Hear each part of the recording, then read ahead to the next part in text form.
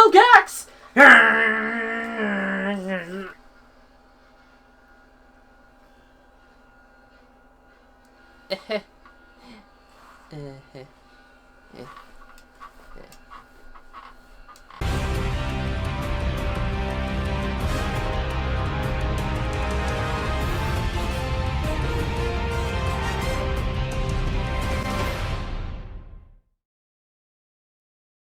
Racing games were never my forte. I played a few of them, like Crash Team Racing, but for multiplayer, I always flocked to fighting games like Smash Bros. Or Mortal Kombat. What I'm trying to say is my experience in kart racers is very minimal. So I'm just the guy to cover Ben 10's Kart Racer. I was surprised when I learned Ben 10 had a kart racer. A fighting game I could see happening, but a kart racer was the last thing I expected. Lo and behold, in 2011, Ben 10 Galactic Racing drove on the scene on the PlayStation 3, Xbox 360, DS, 3DS, the Vita, and finally the Nintendo Wii. This game arrived during the third Ben 10 series, Ultimate Alien, but I'll explain more about that show another time. For this game, you don't need to know anything about the show to understand the story, but it helps if you've been keeping up with the series, at least from Alien Force. Yes, this game has a story, and, well, it's there. The planet Primus, where the DNA of the aliens where the omnitrix are collected, recharges every so often. When the planet is charged, racetracks are set up for a celebration, where the best racers of the universe compete. Or it would be. Yeah, the ending's a bit confusing. It is a very minimalistic story, and honestly not needed. And sorry, I just don't know how to properly review a racing game like this. Sure, other channels have done so, but I mean, how long has that paper been there?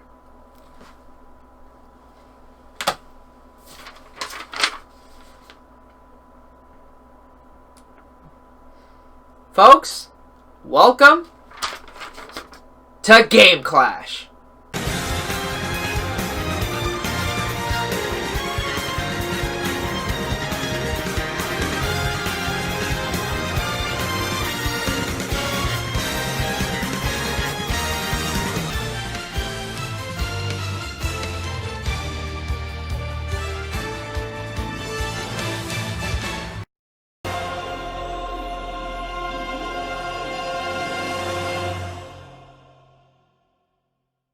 Game Clash was a concept I used a long time ago to compare two games that are similar and see which one was better than the other.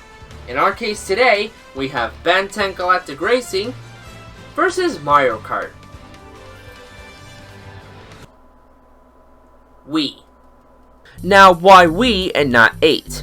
Well, I could have easily chosen Mario Kart 8, but since Galactic Racing isn't on the Wii U, it would be unfair to pit it against Galactic Racing. Plus, since Galactic Racing released in 2011, and the Mario Kart game released then was 7, I had to take measures. To make it fair, I used the Wii Remote alone for both games, and both were recorded off my Wii U for better quality. Besides, Mario Kart Wii is one of the best-selling games for the console, as well as one of the best-selling racing games overall, so what better to compare this game towards? I tried every mode I could, raced every main track in each game, and now the time has come to see which crosses the finish line first. We have several categories to judge, and at the end, we'll see which game gets the most points. Think nostalgia critics old versus new except with games. True innovation, people! So let's start off right by looking at some pretty art, as well as listening to some beautiful sounds. Presentations up first. While the Wii wasn't the most powerful console of the 7th generation, it was known to put all of its strengths to use, giving us gorgeous games like Xenoblade Chronicles and Super Mario Galaxy 2. At a glance, Galactic Racing surprised me with how good it looks, especially the aliens. It feels like you're driving in the Ben 10 universe, competing against the galaxy's strongest racers. Mario Kart Wii, on the other hand, tries its best to push the Wii's limits, and it shows at times. While the models look good, background elements like crowds look rough, even if they're meant to be on screen for a few seconds. But there's two elements of the presentation that makes one game stand against the other. First, track locations. Though Galactic Racing supports 25 racetracks, there are 5 locations overall: Primus, Kilmus, Pisces, Vulpin, and the Null Void. That's it. Sure, the track layouts are different, but it's still the same stages. Even then, some tracks reuse elements from past tracks. I'll go more into this during the representation, but this feels like a cheap move. Compare that to Mario Kart Wii, where all of its new tracks are completely different visually. Each one has a distinct look. One glance and you can tell which track it is. Even returning tracks from past games follow suit, so even revisiting past tracks are worth your time. There's even 3 Bowser Castle stages, yet each one is vastly different from one another. It's honestly impressive. Nintendo could have easily reused assets from past courses and called it a day, but they go the extra mile and create race courses where no two courses are alike. The second element is pacing, specifically the course intros. This may seem small, but hear me out. Before a race starts, each game gives an intro cinematic to introduce the stage you're about to race on. To help my point, let's time how long an intro for Mario Kart Wii is.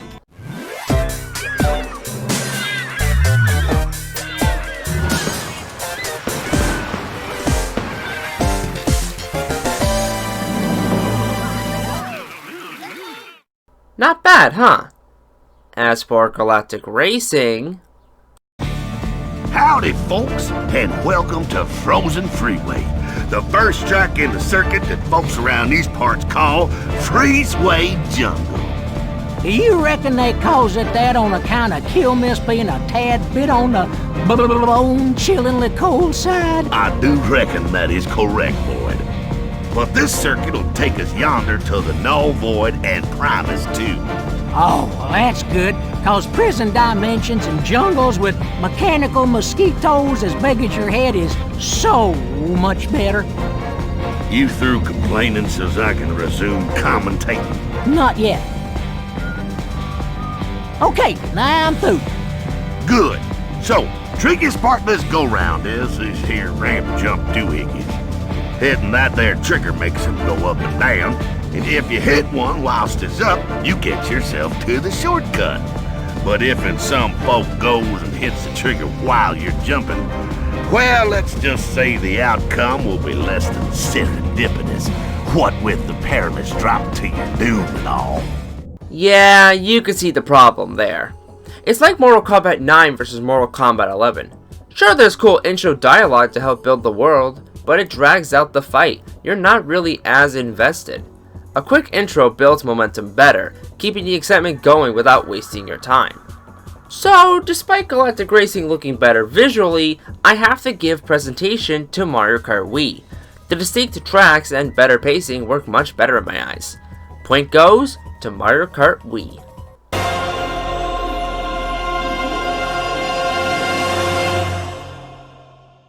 But these side games both represent their story, and representation is very important. At least for this segment.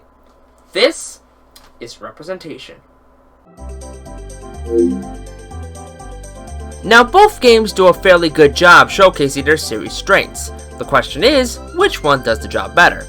Well, along with past courses returning, the character selection for Mario Kart Wii goes across the board, from Yoshi and the baby characters from the Yoshi series, to Donkey Kong staples like DK, Diddy, and Funky Kong. The Classic series also gets a great lineup, including Rosalina, hot off the success of Super Mario Galaxy. It's a great lineup showing many fan favorite characters that anyone would be happy to choose from. Galactic Racing sort of does this too, but misses potential. Sure, staples are here like Ben, Kevin, a decent selection of aliens, as well as villains like Vilgax and Ghost Freak, but from there it honestly falls flat. While most aliens are from Alien Force and Ultimate Forms from Ultimate Alien, it feels like the Classic series was left out, save for Heat Blast and an updated Forearms. Power-ups try to rectify this by having collectibles resemble a power from an alien, but if the loading screens didn't tell you this, you wouldn't have noticed. Not that the game manual would have told you anyway. Also, while it may seem trivial, I have to point out the lack of female characters. This is the first Ben 10 game without Gwen, but even then, there's no Charmcaster, Atea, Rojo. I get Ben 10 as a series doesn't exactly cater to everyone, but it would have been a nice inclusion, especially for fans of those characters. Plus, as I alluded to before, having only 5 worlds also feels like a huge waste of opportunity. You never go to Earth, on Phaedos, a lot of worlds are missed out. And while it's cool to see the homes of aliens like Big Chill and Ripjaws, it would have been nice to see more. Even Mario Kart loves to go back to Peach's Castle, Bowser's Castle, and resemble other worlds that the games have been known for. With that in mind, representation definitely goes to Mario Kart Wii. It pays homage to the series really well, and takes every opportunity to do so, whether they like it or not.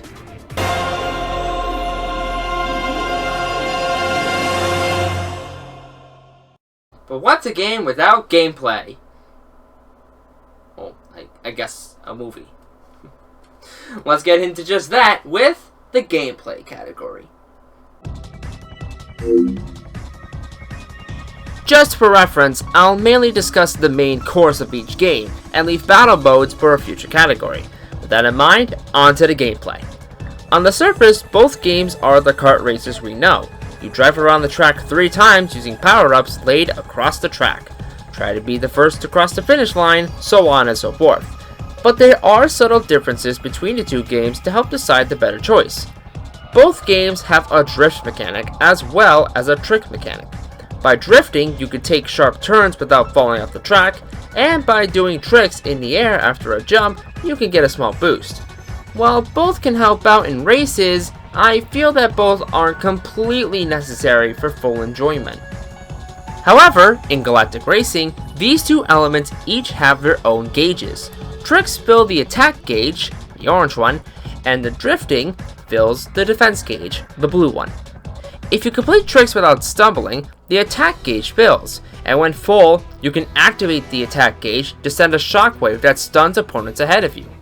It can prove really useful if you're in a tight spot, especially if you need a higher placement for completion. And by drifting for a certain amount of time overall, the defense gauge fills, which when full, makes you immune to all power-ups for a short time. I was surprised how useful this was, especially when a power-up would have cost me the race. At first, I didn't use the gauge abilities, but once I learned their uses, it's an added element that makes these races more exciting than Mario Kart. There's a lot of elements to think about. You can never sit back and relax thinking it's in the bag. Even on easy mode, computer players are tough, using game elements to their advantage, so you need to adapt and do the same. In Mario Kart, I always felt safer with a huge lead, save for a few blue shells here and there. While there is drifting, you can let the game do it for you, or do it yourself. That's really the only option. Even when you race with a bike at increased speed, the name of the game is still there, and the automated choice is still yours to choose from. So while I didn't favor the additions at first, I applaud Galactic Racing for changing the racing formula. When mastered, it can be a fun system, just as long as luck favors your side. It is a kart racer after all. Though Mario Kart Wii is also fun, it can be too simple at times, compared to other entries in the series to be more precise. Well, this point goes to Galactic Racing.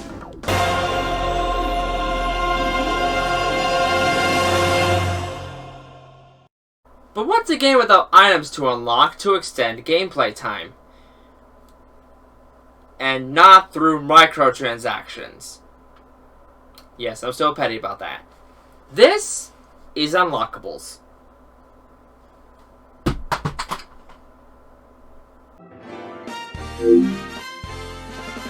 In each game, you unlock more racetracks, characters, and karts to have more options for multiplayer. First, let's go over how each game unlocks more tracks. In Mario Kart Wii, when you got trophies in previous cups, 3rd place or higher, more courses unlock for that speed level. You sadly have to repeat this for each CC, which is pretty taxing compared to Galactic Racing, but that's just for multiplayer. In Galactic Racing, you have to place a certain placement to proceed to the next circuit.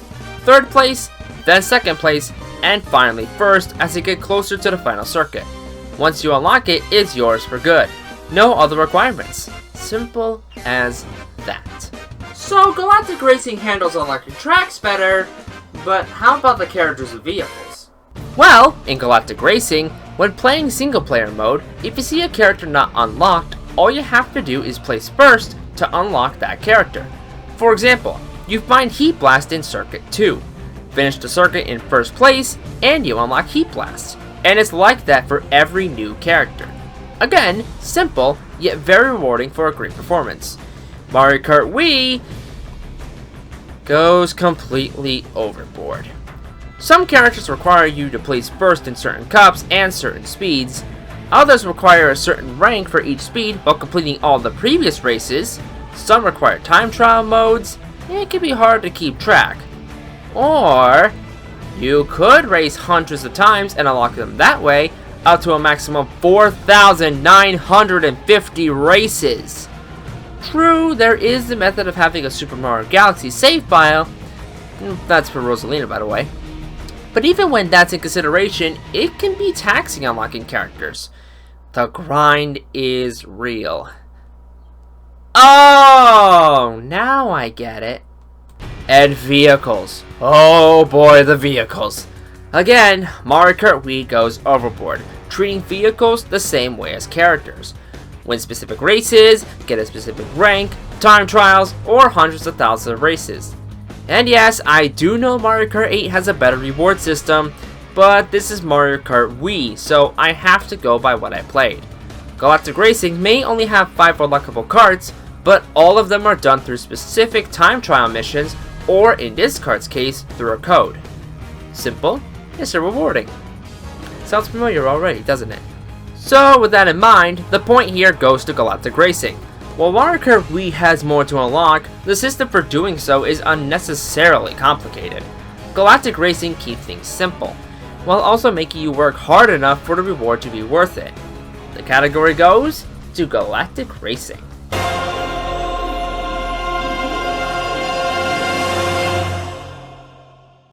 Well, we're tied. That just leaves one category left to decide this game clash. And what better way to end this battle than with the battle modes. Let's go. It's not enough to have multiplayer races and that's it. Each game has a battle mode for extra competition. And while the stages could easily be judged, it's the battles themselves that I'm looking towards. Each game has a free-for-all mode, using items to hit opponents for points. Mario Kart Wii has balloon battles, where each racer has 3 balloons, and what's the point of balloons? I never really understood balloon battles, at least in Wii. If you're going for points, then why have a health system just to come back later? It makes more sense to stay out of the battle when you lose the balloons. This is Mario, for crying out loud! Why do you have to be so complex? Sorry. Galactic Racing's version is straight to the point. Drive around using power-ups to get points. The most points wins. No health system to hinder you, just bash and crash. Crash 'em. Bash 'em. But free-for-all battle isn't the only option, as each game has an extra battle mode. Mario Kart Wii has coin battles, where you collect coins on the track and keep as many as you can while avoiding the items used by your opponents. Whichever team has the most amount of coins wins. Now this is simple and really fun. The only complicated thing here is that apparently different items make you lose different coin values, but thankfully that's not a huge concern. What is a concern is the next battle mode for Galactic Racing, Omnitag. You try to hold onto a plumber's badge and drive through green areas to score points. Think of it like the Sunshine battle from Double Dash, except somehow more complicated. Oh good lord. Sadly, this mode is a bust, mainly because of the weapon you're given. The laser shoots straight forward, a simple turn can dodge them really easily. Yet it's the only power-up you get. This gives opponents a huge point advantage and leave you high and dry. Not exactly horrible, but not exactly good either. There's one thing that separates these two games to outright win this category alone, and that is Galactic Racing's Ultimate Elimination. This, to me, is brilliant. One of the smartest moves I've seen in a racing game. You and other racers drive on a course of your choice, based on the circuits you've unlocked. The catch is, after a certain amount of time, the player in last place is eliminated. The one to stay in first after 7 eliminations is the winner. It rewards you for great driving and good master of the driving system. And can be a fast mode since laps don't matter, rather your placement. I really enjoyed my time with this mode, a battle mode that builds off the racing you've done before and rewards you for your skills. No question, I have to give this category to Galactic Racing. Ultimate Elimination to me is worth the category alone. Even if I liked the coin battle in Mario Kart Wii, Galactic Racing handled its modes just a tad better, beating the weird plumber badge system. Well, point goes to Galactic Racing.